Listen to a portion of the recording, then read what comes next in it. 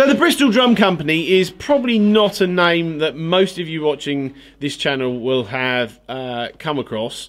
Of course, most of you aren't in England, and that's a good enough reason in my book. But Bristol is a place in the southwest of England, as you look at the map, which is, well, I don't know, about 120 miles from London to the left.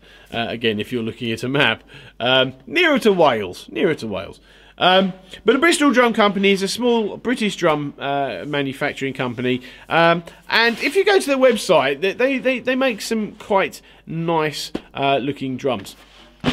To be fair, this is the only drum that I have tried or played of theirs. It's not the first time it's not the first time I actually came across them. I think a little while ago I saw, I think it was a piccolo actually, I saw on eBay. I was sort of umming and ahhing about and then just decided not to.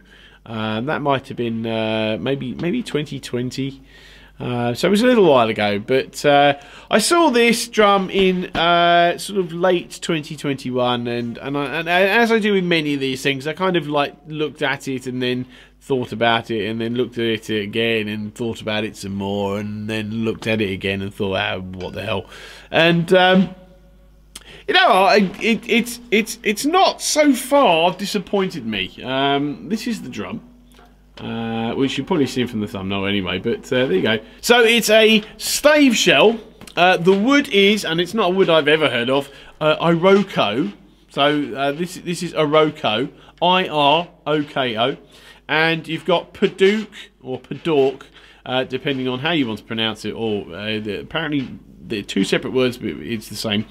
Is basically the red stripes, and the red stripes go, there you go, all the way around. So as I said, it is a stave shell, so that's kind of where the staves are glued, I would imagine.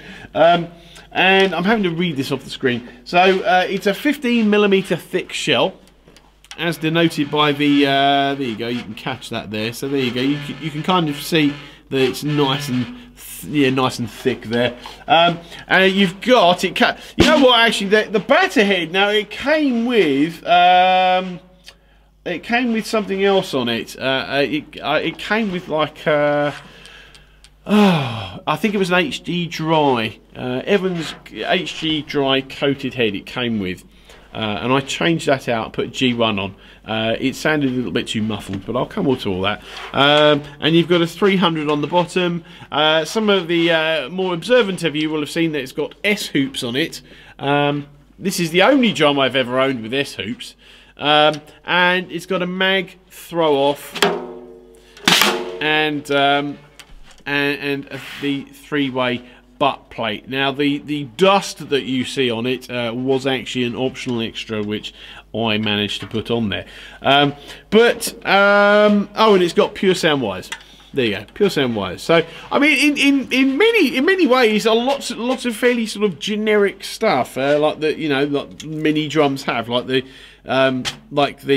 pure sounds and the mag throw off and everything else. But certainly on the inside, I won't be able to do a full spin of this, but I mean I'll take some photos so you get a better idea. But you can kind of see how the wood differs on the inside. It's a very nice sort of, I think it's a sort of oaky colour in there.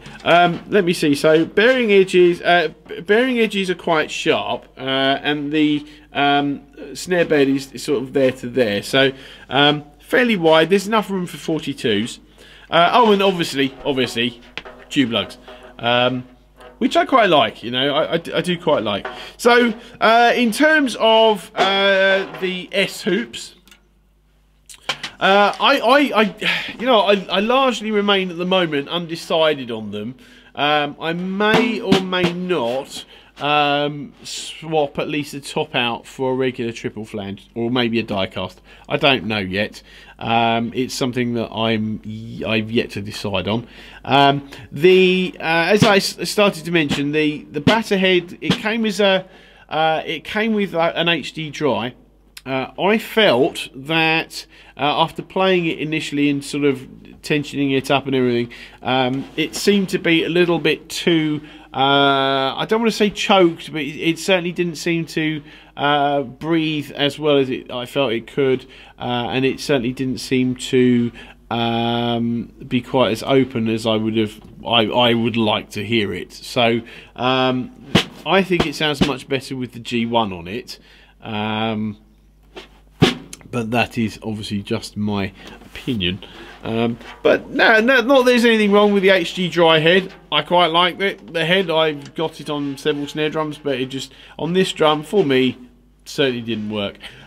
So I do like the badge. We'll just have another flip over at that. There you go. So I do quite like that badge. Anything like that, I kind of, I quite like. It's a nice.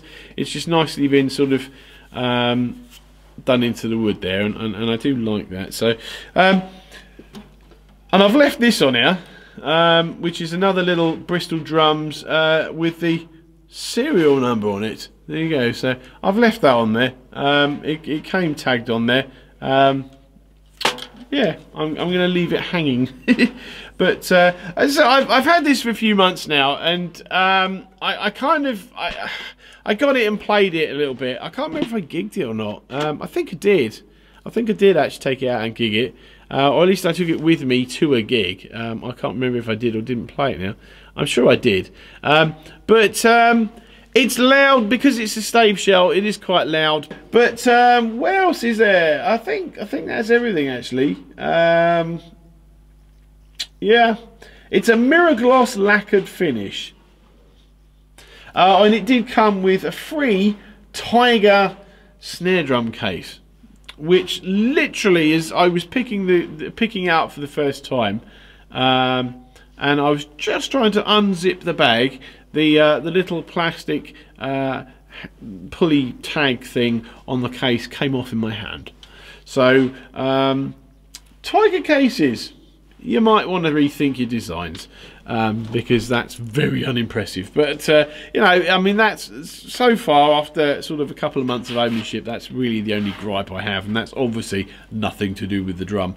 But you know, anyway, look, I think that's it really. So this is what it looks like. This is what it sounds like. Thank you for watching. I'll see you next time.